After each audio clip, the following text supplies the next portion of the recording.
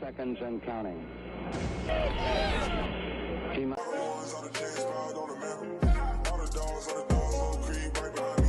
Hey, what's up, guys? Clutch City Entertainment here, back with another video. And today we'll be talking about the Houston Texans, as the free agency period has pretty much all but wrapped up here for the Texans. And joining me today is Jacob, who we have just recently added to Clutch City Entertainment. He'll be contributing to us for videos, tweets, articles on all the Houston sports teams.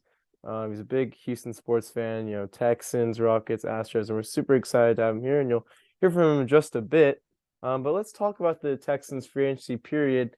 They had a busy one.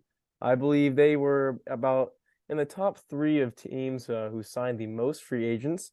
I know at one point they were leading the league in the improvement index. Through March 16th, they were first, and I believe through March 19th, they were second.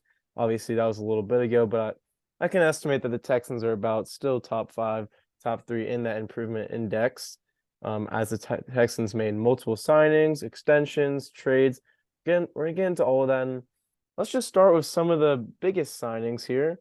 Dalton Schultz. That was one that kind of just, happened so fast. I remember there was a time where Texans signed Devin Singletary, and then like 5 minutes later, the Texans signed Dalton Schultz. We'll get into Singletary later, but Dalton Schultz signed with the Texans on a 1-year, $6.25 million deal that is worth up to $9 million with incentives. Dalton Schultz has had a very, very productive career. He has had exactly 2,000 receiving yards in the past 3 seasons.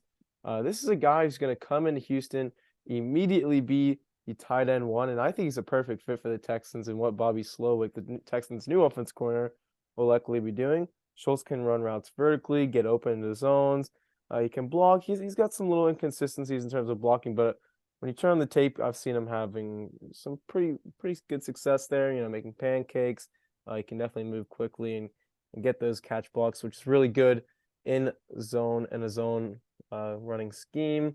He can catch flats, break tackles, and I'm not going to say he's necessarily George Kittle, but we do know George Kittle to be a very balanced and kind of a do-it-all tight end. I would consider Schultz to be a do-it-all tight end as well, and something that's going to come in handy.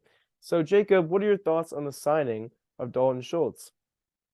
No, I for sure love the signing. I think he's a perfect guy to put with a young quarterback. You get him as a safety blanket. Dak was a ton better when Schultz played this season, and he benefited from having Schultz there. He would go to Schultz when he needed to find a guy on third down or just make a play.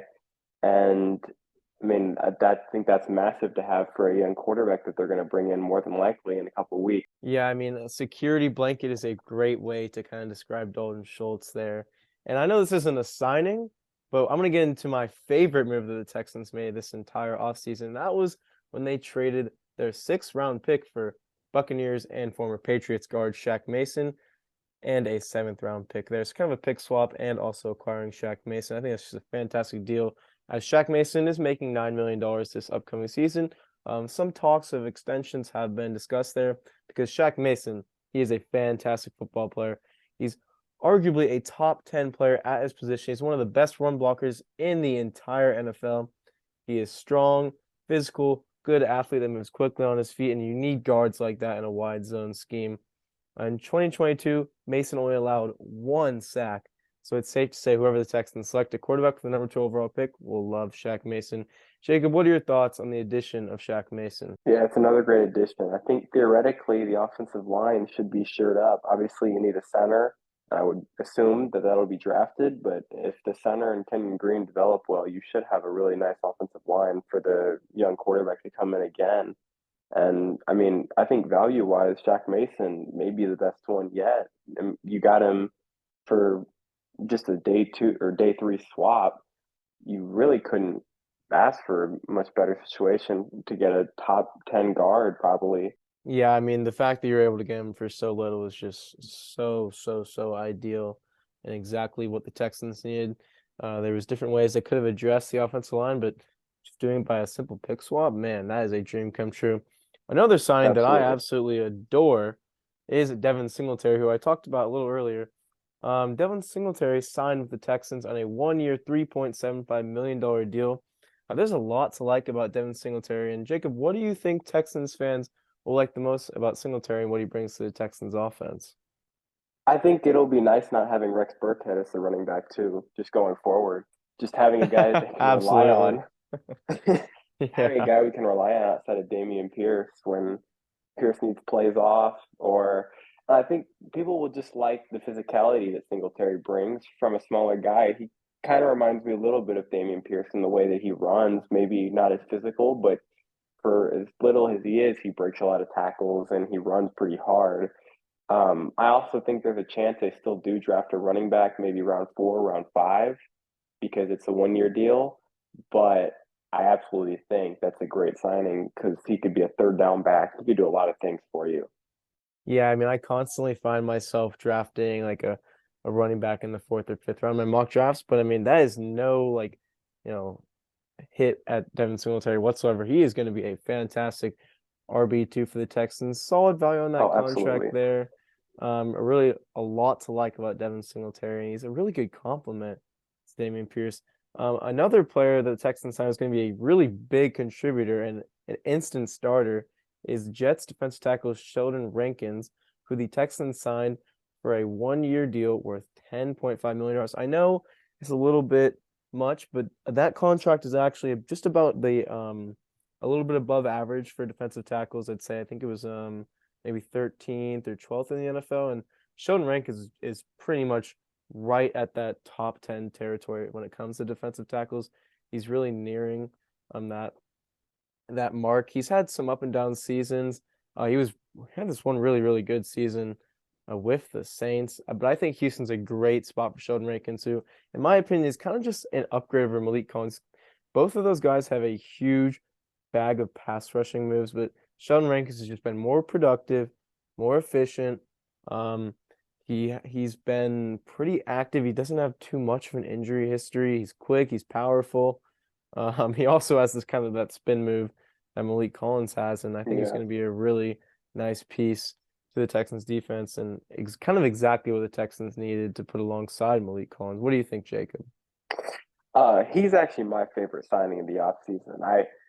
I think the fit in D'Amico's defense, especially with the familiarity already with Sala in New York, I think you bring just the absolute guy in the middle that can stop the run. Like you said, he can rush the passer. He has a ton of moves, and especially if you're gonna rotate in a lot, him and Collins is a great duo to have in the middle. And if they draft a guy, you can add to that. And obviously, I think we need edge still on the defensive line, but I think the interior looks a lot better than it did because I mean he's a massive upgrade over Roy Lopez or Thomas Booker or whoever else we had in there this season. Yeah, I mean, for example, like, for those who don't maybe don't understand, like Roy Lopez and Kurt Hinish, those guys are more like one techs. They're more of run stopping guys. And what you need in a 4-3 wide 9 defense that D'Amico Ryans is likely going to implement here with Matt Berg is you just need pass rushers. All you need is pass rushers. And to clean up the run game, you're going to have guys, fast, athletic linebackers, safeties, and corners that want to tackle to help clean up that running game. But when it comes to the pass rush, you need 4 guys on your defensive line that can rush the passer. And I know that Malik Collins can do that. I know that Sean Rankins can do that. Grenard can do that. Jared Hughes can do that. And hopefully they add a young edge rusher, like you mentioned. But another guy who's going to be a huge leader on the defense, we're kind of getting more towards the smaller signings, not so exciting. But this is another really intriguing one is Jimmy Ward, the 49ers longtime safety and nickel, who signed with the Texans on a 2-year, $14.5 million deal. He just kind of has that swagger about him. You can move him around the field whichever you want. He kind of defines that swarm mentality that D'Amico Ryans kind of raves about. He's a leader. He's going to provide experience about this Texans defense that's going to be taking a lot from that 49ers defense. And I just feel like he's a decent complement to a Jalen Petrie. And something that I noticed about the 49ers defense is they're going to start in a 2 high, very often with their safeties, but they're going to constantly roll them up and down and up and down. So you need 2 safeties that can play as a high safety, and 2 safeties that can also go down to the line of scrimmage, stop the run, make tackles, blitz. kind of be like a sub linebacker there, play in the box. And I think obviously Jalen Petrie can do that. And I think Jimmy Ward can do that too. And I think that provides so much value there. And it's just a good fit and definitely an upgrade over Jonathan Owens. No offense to Jonathan Owens whatsoever. I know Jimmy Ward is kind of getting on the older side. I think it's like 31 or 32, but a 2-year deal is kind of perfect for the Texans. And I think his fit is amazing. He's going to provide so much more information. And it's just going to make the culture change, going to make the defense change immediately. And he's going to bring over that swarm mentality. What do you think, Jacob? Absolutely. I mean, I think the word that I was thinking of the entire time you're talking about him is just culture, and you alluded to it at the end, but I think he's big for the younger guys in the secondary because you have a pretty young secondary right now with Petrie and Stingley, and you have Steven Nelson, but there's a chance they could draft a corner at some point or draft another safety because, like you said, Ward is on the older side, so maybe later in the draft you want to add a safety, a third safety, and let Owens walk. um, you got a lot of choices, but I think Ward is a great leader to have, and I think he brings some swagger that the Texans really haven't had on any part of the secondary or any part on the team in general in a couple of years. It's felt like they've kind of been missing the fire that they've needed, and I think him along with D'Amico obviously have added that to the defense. It's kind of weird, but he kind of reminds me of like Tyrann Mathieu. I mean, Tyrann Mathieu wasn't necessarily good on the Texans, but he at least brought the energy. He kind of, Absolutely, changed the energy of that defense, the culture there. I forgot what his little saying was or whatever that, t-shirt they made was, but whatever it was yeah. pretty cool. We're gonna knock out two signings here at once and kind of compare both of them. The Texans signed two linebackers and one in Denzel Perryman, who signed on a 1-year, $3.5 million deal, and Panthers linebacker Corey Littleton on a 1-year, $2.4 million deal. Both of these guys are former Pro Bowl linebackers. For me, I'd say that Perryman stands out a little bit more because his Pro Bowl season was just 2 years ago. He had like over 150 tackles. He'd been playing it the best he's ever played in his career. And then this past season, he was kind of on the same, trajectory. He had about almost 80 tackles, in just like 11 games. So he would have had way over 100 tackles if he had stayed healthy. But he is gonna be ready to go, for training camp and all of those workouts and everything. So hopefully Denzel Perryman can get back to the Pro Bowl form. Now I'm a little concerned on how Corey Littleton's going to get back to his Pro Bowl form, considering that Pro Bowl season was all the way back in 2019, and he's just regressed since then. So obviously D'Amico Ryans is a linebacker guru. What he did with Fred Warner is amazing, but it's going to be a real test to see if he can get these guys back to Pro Bowl form. So with that being said, Jacob, if you could pick one guy to start, Denzel Perryman or Corey Littleton, who would it be? I'd start Harriman. I think right now he's just the better linebacker. The real issue with him is the health. It's been a concern for him since he's been in the league, honestly. He's been hurt. But when you watch his film and you just see the plays that he makes, especially in the run game, he's always around the ball. He really does fit what D'Amico wants to do with the swarm mentality. Um, he absolutely is just making plays. He's good at reading like screen passes, and he's just always around the ball.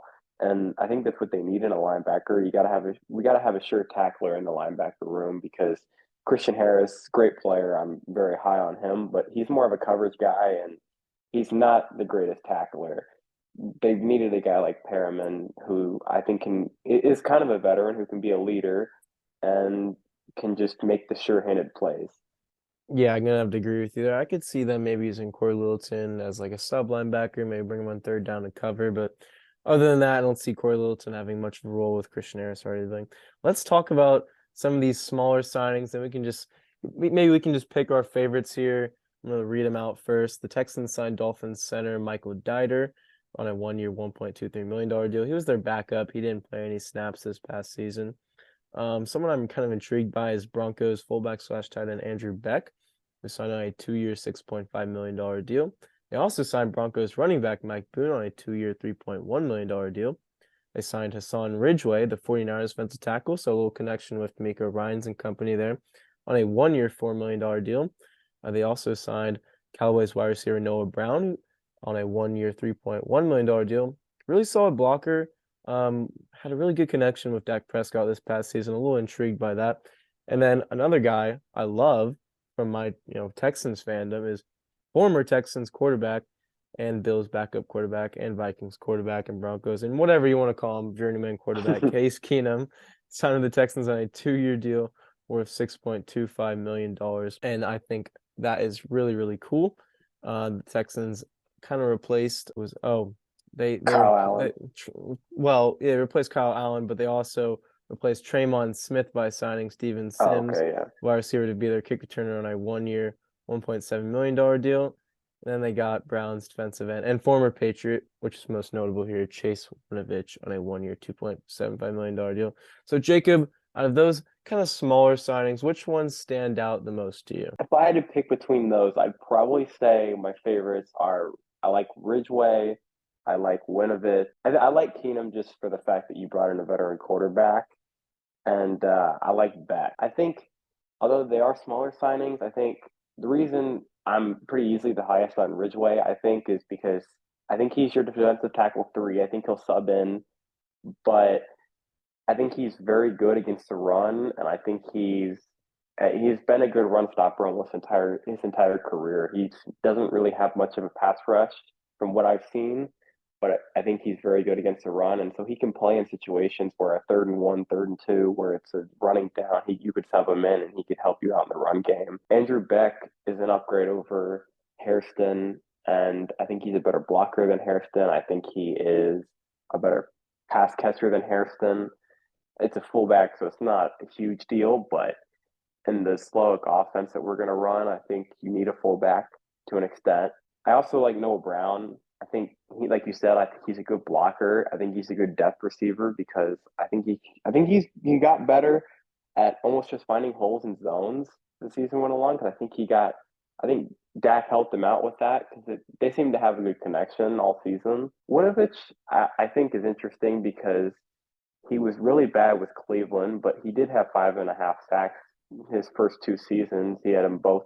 So he had 11 overall in his first 2 with New England.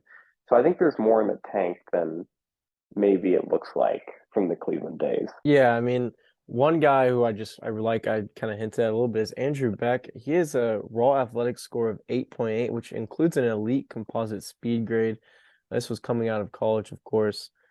He's a fullback and a tight end. I feel like he can be used all over the field. You can put him in motion, he can catch passes, he can make key blocks.